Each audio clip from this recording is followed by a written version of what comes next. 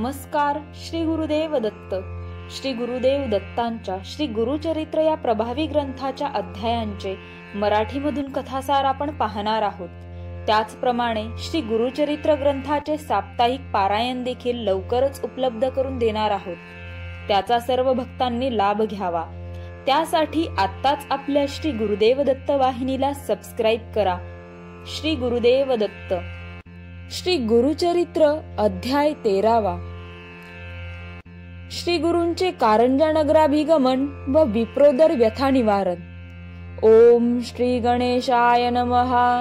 श्री सरस्वते नमः. श्री गुरुभ्यो नमः. श्री कुलदेवतायै नमः. नामधारक सिद्धांच्या चरणांना वंदन करून म्हणाला, गुरुदेव, तुम्ही तर माझ्यासाठी संसार सागर तारक आहात. तुम्ही दाखविलेल्या ज्ञानप्रकाश मार्गाने मन शांत आणि स्थिर झाले आहे. तुम्ही आतापर्यंत सांगितलेले श्री गुरुचरित्रामृत सेवन करून माझी श्रवण तृष्णा अधिकच वाढली आहे. ती शमविण्यासाठी तुम्ही समर्थ आहात. ज्याने कधीही स्वप्नातही ताक सुद्धा पाहिले नाही, त्याला जर दुधाने भरलेले भांडे मिळाले तर त्याची कशी अवस्था होईल, तशी अवस्था माझी आज झाली आहे. महाराज, आपले माझ्यावर अनंत उपकार आहेत. त्यांची परतफेड मी जन्मोजन्मी करू शकणार नाही. आपण यापुढील कथाही मला ऐकवा. माझी इच्छा आहे श्रवण करण्याची. श्री नृसिंह सरस्वतींविषयी मला आणखी विस्ताराने सांगा. गुरुदेव, नृसिंह सरस्वती प्रयाग क्षेत्री असताना त्यांनी माधव सरस्वतीस दीक्षा दिली असे आपण सांगितले, पण पुढे नेमके काय झाले ते कृपा करून मला सांगा.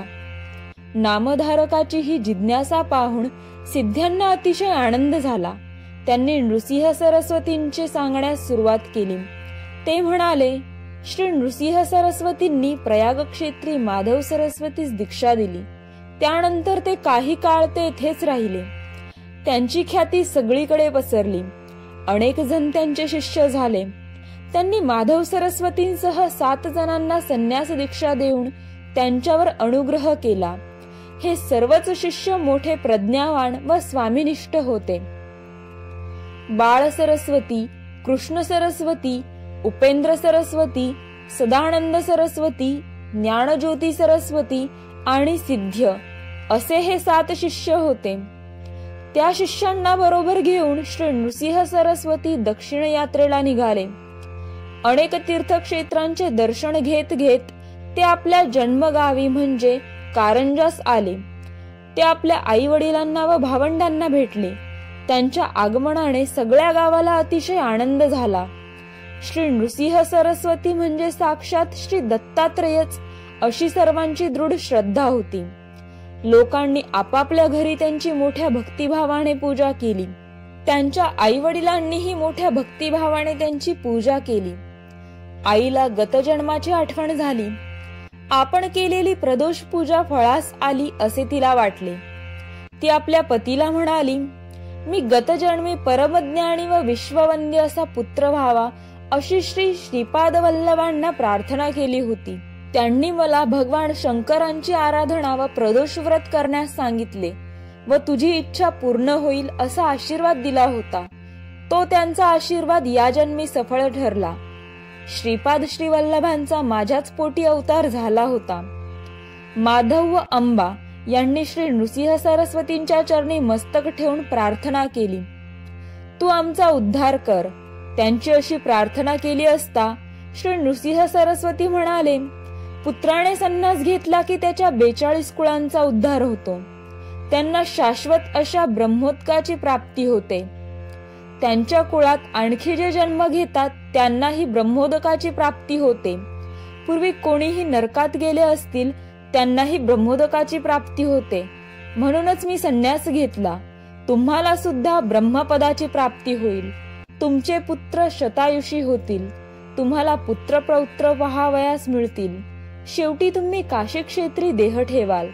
काशी क्षेत्र मुक्तिस्थान आहे. तुम्ही कसलीही चिंता करू नका. माधव आणि अंबा यांना रत्नाई नावाची कन्या होती. श्री स्वामी नृसिंह सरस्वतींच्या पाया पडून म्हणाली, स्वामी माझा उद्धार करा. मी या संसार सागरात बुडाले आहे. संसारातील त्रिविध तापांची मला भीती वाटते. संन्यास घेऊन तपश्चर्या करावी असे मला वाटू लागले आहे. तिने अशी विनंती केली असता श्री गुरु नृसिंह सरस्वती म्हणाले, स्त्रियांनी आपल्या पतीला शिवस्वरूप मानून त्याची सेवा करावी. त्यासाठी संसार त्याग करून संन्यास घेण्याची काही गरज नाही. वेदशास्त्र पुराणांनी हेच सांगितले आहे, म्हणून तू संसारच कर.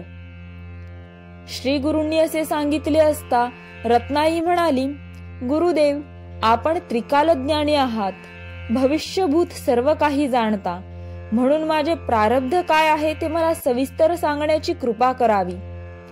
रत्नाईने अशी विनंती केली असता श्री गुरु म्हणाले, तुला तपश्चर्या करायची असली तर तुझे संचित पाप खूप मोठे आहे व ते तुला भोगावेच लागणार आहे. तू पूर्वजन्मी एका गायीला लाथ मारली होतीस. तू शेजारच्या पतीपत्नींमध्ये भांडण लावून दिलेस. या पापकर्मामुळे तुझ्या सर्वांगाला कुष्ठरोग होईल. तुझा पती त्याग करून तपश्चर्येला जाईल. तुझे सर्वांग कुष्ठरोगाने नासेल. मग तुला माझे दर्शन पुन्हा घडेल. मग तू दक्षिणेकडे भीमा अमरजा संगमावरील गाणगापूर क्षेत्री जा. त्या संगमाला पापविनाशी तीर्थ असे म्हणतात. त्या तीर्थात स्नान केलेस की तुझे सर्व पाप नष्ट होईल. तू पापमुक्त होशील. रत्नाईला असा उपदेश करून श्री गुरु आपल्या शिष्यांसह दक्षिणेकडील त्र्यंबकेश्वर क्षेत्री गेले. येथेच गोदावरी नदीचा उगम आहे. या तीर्थक्षेत्राचे महात्म्य फार मोठे आहे. पुराणांमध्ये ते विस्ताराने सांगितले आहे. ते मी तुला थोडक्यात सांगतो, ते लक्षपूर्वक ऐक, असे सांगून सिद्धयोगी नामधारकाला गोदा महात्म्य सांगू लागले. भगवान शंकरांनी गंगेला आपल्या जटामुकुटात धारण केली आहे. त्या काळी गौतम ऋषींसह अनेक ऋषीमुनी तपस्वी त्र्यंबकेश्वर क्षेत्रात तपश्चर्या करीत होते.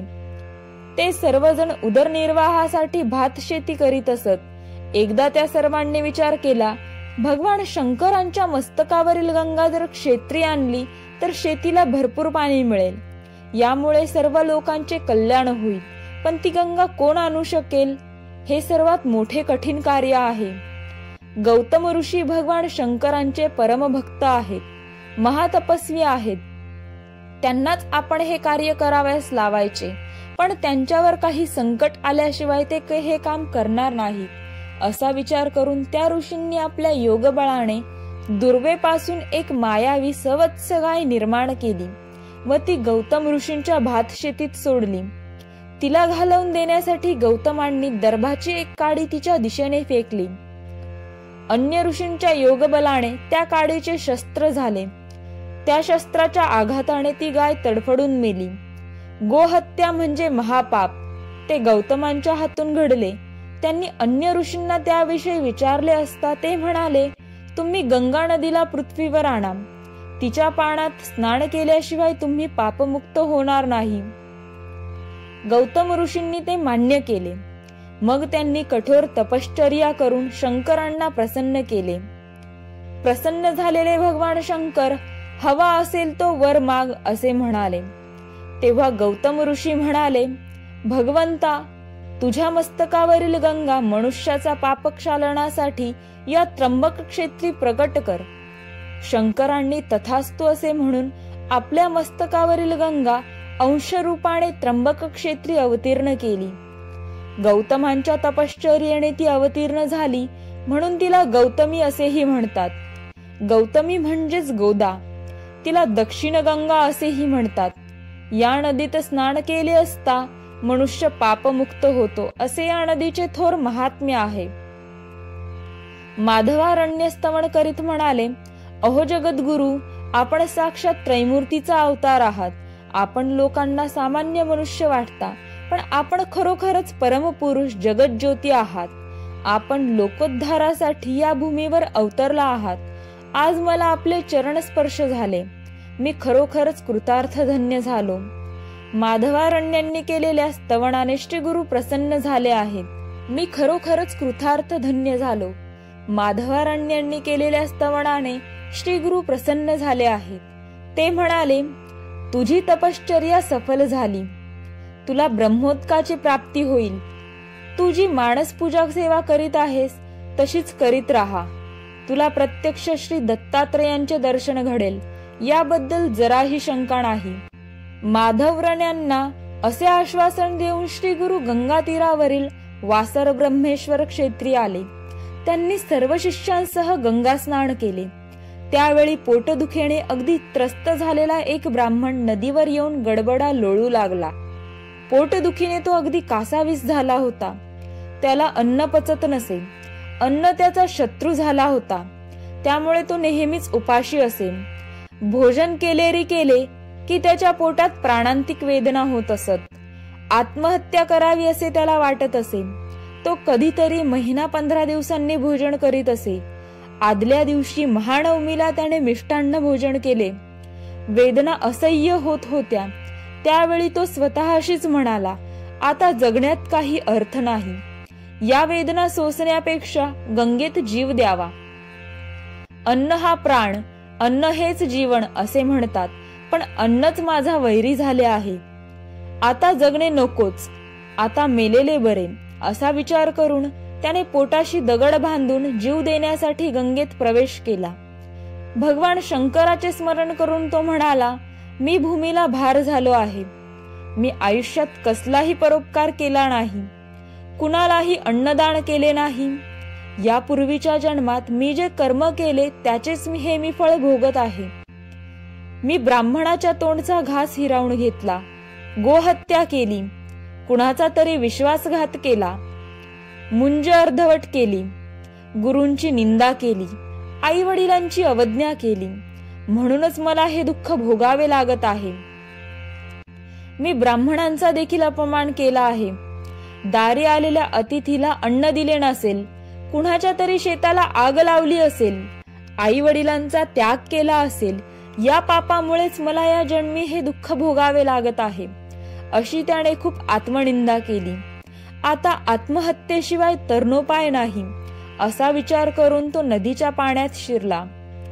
श्री गुरूंनी त्या ब्राह्मणाला पाहिले. त्यांनी आपल्या शिष्यांना पाठवून त्या ब्राह्मणाला बोलावून घेतले. मग श्री गुरु त्याला म्हणाले, अरे, आत्महत्या हे महापाप आहे. तू कशासाठी आत्महत्या करीत आहेस? मला सगळे काही सांग. त्या ब्राह्मणाने आपल्या पोटदुखीबद्दल सर्व काही सांगितले. ते ऐकताच श्री गुरु म्हणाले, तू कसलीही चिंता करू नकोस. तुझे दुखणे गेलेच समज. माझ्याजवळ त्याच्यावर औषध आहे. आता तू पोटभर जेवू शकशील. तुझे पोट दुखणार नाही. कसलीही शंका धरू नकोस. घाबरू नकोस. हे ऐकताच त्या ब्राह्मणाला अगदी हायसे वाटले. याच वेळी तेथे एक ब्राह्मण आला. तो ग्रामाधिकारी होता. श्री गुरुला वंदन करून म्हणाला, आज आपले दर्शन झाल्याने मी पावन झालो. श्री गुरूंनी त्यांची विचारपूस केली. तेव्हा तो म्हणाला, मी कौंडिन्य गोत्री आपस्तंभ शाखेचा ब्राह्मण असून माझे नाव सायनदेव आहे. मी कळंगंची नावाचा रहिवासी असून पोटासाठी सेवा चाकरी करतो. मी एका यवनाकडे चाकरी करीत असून 1 वर्षापासून गावचा अधिकारी म्हणून काम करतो आहे. आज आपले दर्शन झाले. मी धन्य झालो. आपणच या विश्वाचे तारक आहात. आज आपल्या दर्शनाने माझे जन्मजन्मांतरीचे पाप नाहीसे झाले. ज्याच्यावर आपला अनुग्रह होतो तो हा संसार सागर तरुण जातो. गंगा मनुष्याचे पाप नाहीसे करते. चंद्र ताप नाहीसा करतो व कल्पवृक्ष दारिद्र्य नाहीसे करतो. परंतु एका सद्गुरूंच्या दर्शनाने या तिन्ही गोष्टी नाहीशा होतात. सायनदेवांनी असे स्तवन केले असता श्री गुरु प्रसन्न झाले. ते म्हणाले, सायनदेवा, हा ब्राह्मण पोटदुखीने अगदी बेजार झाला आहे. तो आत्महत्या करण्यास निघाला होता, पण मी त्याला थांबविले आहे. त्याला खूप भूक लागली आहे. त्याला तुझ्या घरी ने व त्याला उत्तम भोजन दे. त्यावर सायनदेव म्हणाला, महाराज, मी याला भोजन दिले आणि त्याचे प्राण गेले तर ब्रह्महत्येचे पाप मला लागेल. श्री गुरु म्हणाले, तसे काहीही होणार नाही. तू चिंता करू नकोस. मी सांगितले तसे कर. ते अन्न खाल्ल्यानेच हा व्याधीमुक्त होईल. सायनदेव म्हणाले, स्वामी महाराज, आज तुम्ही माझ्या घरी भोजन करावे. अशी माझी फार इच्छा आहे. श्री गुरूंनी ते आनंदाने मान्य केले. मग सायनदेव आपल्या घरी गेला.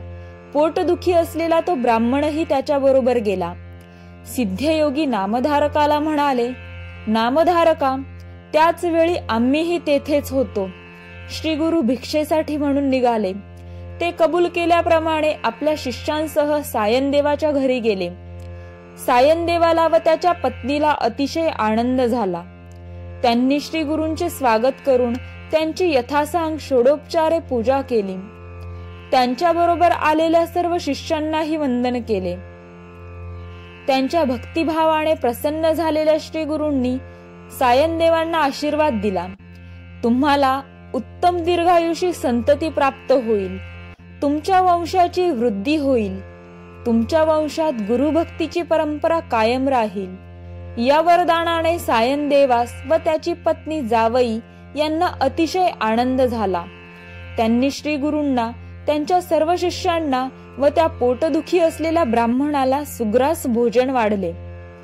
श्री गुरूंच्या आज्ञेने तो व्याधीग्रस्त ब्राह्मणही पोटभर जेवला आणि श्री गुरूंच्या कृपाशीर्वादामुळे त्याच क्षणी व्याधीमुक्त झाला.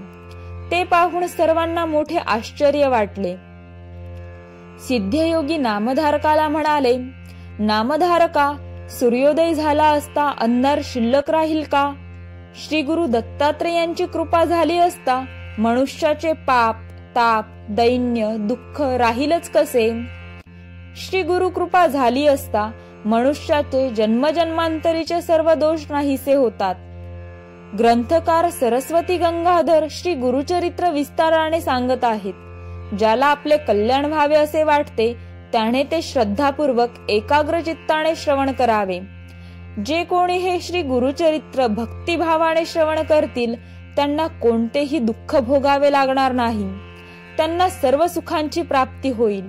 हे त्रिवार सत्य आहे. अशा रीतीने श्री गुरुचरित्रामृतातील श्री गुरूंचे कारंजा नगराभिगमन व श्री विप्रोदर निवारण नावाचा अध्याय 13वा समाप्त. श्री गुरु दत्तात्रेयार्पणमस्तु. या पुढील भागामध्ये आपण अध्याय 14वा पाहणार आहोत.